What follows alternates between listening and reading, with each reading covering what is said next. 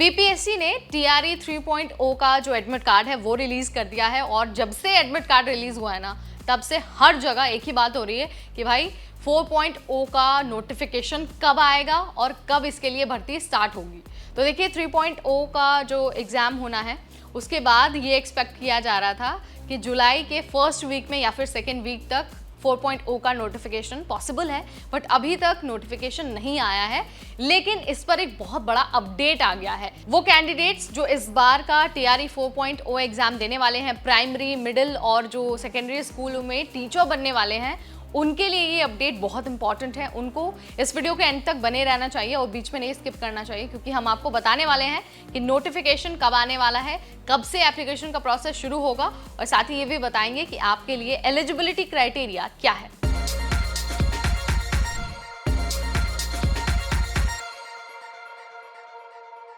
Hi everybody, मैं हूं नेहा आपके साथ और आप सबका बहुत स्वागत है एनबीटी टेकेड के इस खास वीडियो में, जहां हम बात कर रहे हैं बीपीएससी टीआरई 4.0 के नोटिफिकेशन के बारे में।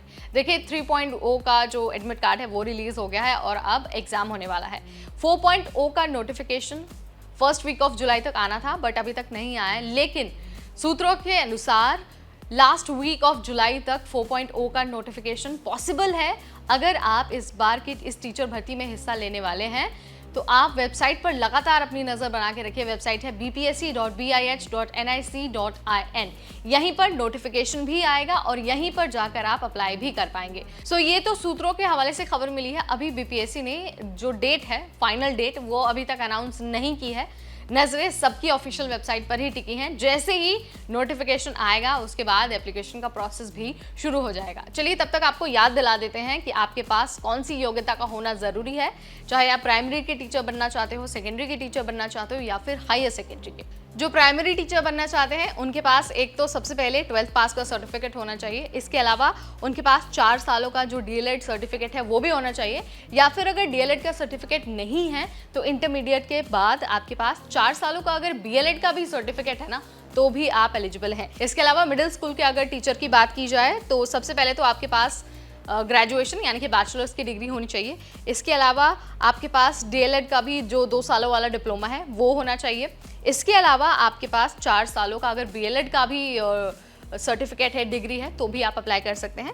और बात अगर हम सेकेंडरी टीचर की करते हैं तो सबसे पहले तो बैचलर्स की डिग्री होनी चाहिए रिलेवेंट सब्जेक्ट में। इसके अलावा आपके पास 2 सालों वाला बीएड का सर्टिफिकेट होना भी ज़रूरी है। और अगर हम बात करते हैं हायर सेकेंडरी टीचर्स की तो सबसे पहले तो मास्टर्स की डिग्री मस्ट है आपके लिए, और साथ ही आपके पास बीएड का सर्टिफिकेट होना भी ज़रूरी है। यानी कि जो सेकेंडरी और हायर सेकेंडरी है इसमें बीएड और ग्रेजुएशन और पोस्ट ग्रेजुएशन ज़रूरी है। और इसके अलावा आपको ना एज लिमिट का भी बहुत ध्यान रखना है। मिनिमम एज जो है वो 18 साल है और मैक्सिमम एज 40 साल है। ये सिर्फ प्राइमरी और मिडिल वाले टीचर्स के लिए, सेकेंडरी और हायर सेकेंडरी के लिए 21 साल से 40 साल एज लिमिट है।